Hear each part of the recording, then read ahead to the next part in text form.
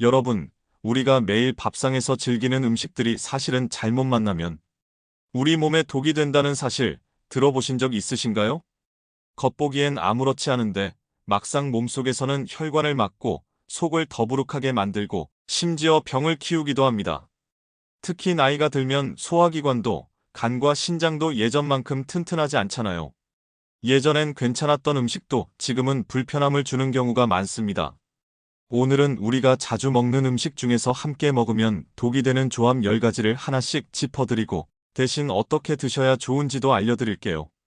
끝까지 들으시면 오늘 저녁 식탁부터 몸이 편안해지는 식사법을 바로 실천하실 수 있을 겁니다. 그럼 시작해볼까요? 1. 고등어 구이 김치. 첫 번째는 고등어 구이의 김치입니다.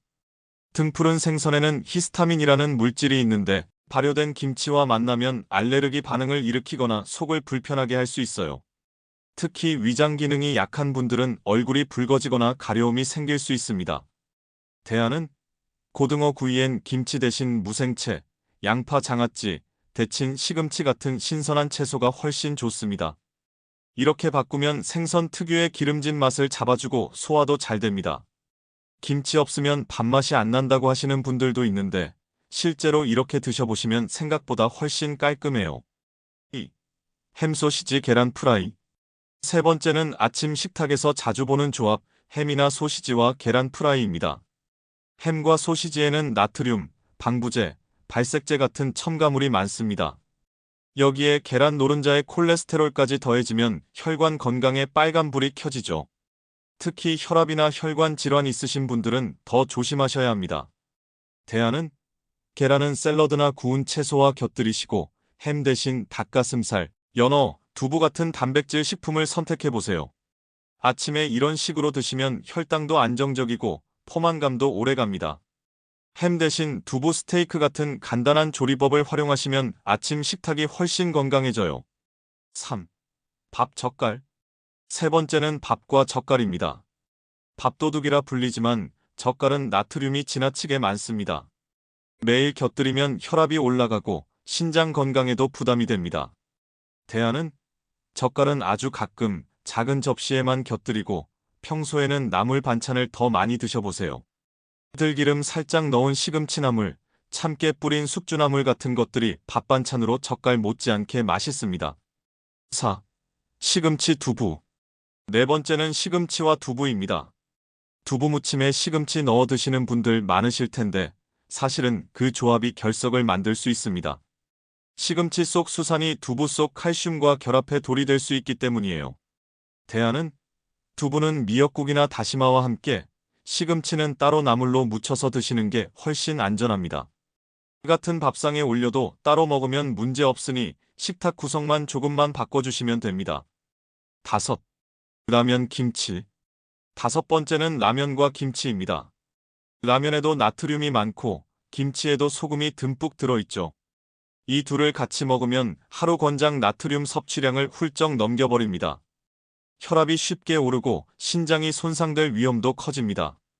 대안은 라면을 드실 땐 김치 대신 오이나 상추 같은 신선한 채소를 곁들이세요. 그리고 국물은 절반만 드셔도 맛은 충분히 납니다. 라면을 더 건강하게 즐기고 싶으시다면 면을 삶아낸 뒤 한 번 헹궈서 다시 끓여 드시면 나트륨이 조금 줄어들어요. 6. 빵 커피. 여섯 번째, 아침에 흔히 드시는 빵과 커피입니다. 빵 속 흰 밀가루가 혈당을 확 올리면 커피 속 카페인이 그 변화를 더 심하게 만듭니다.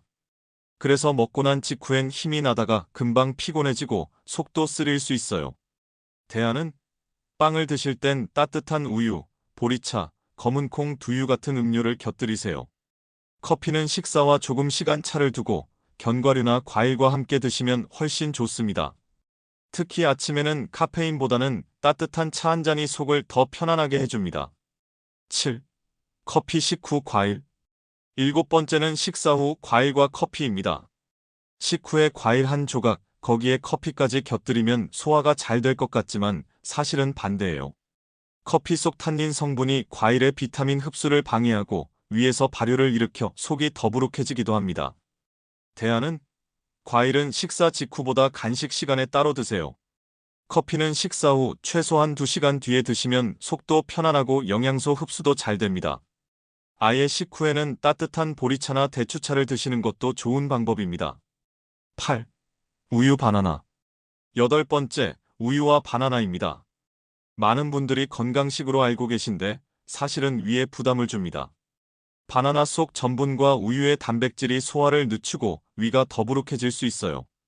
대안은 바나나는 단독으로 드시고 우유는 고구마나 빵과 함께 드시는 게 좋습니다. 특히 아침에 속이 예민한 분들은 우유와 바나나 조합은 피하시는 게 좋습니다. 9. 삼겹살 소주. 아홉 번째, 삼겹살과 소주입니다.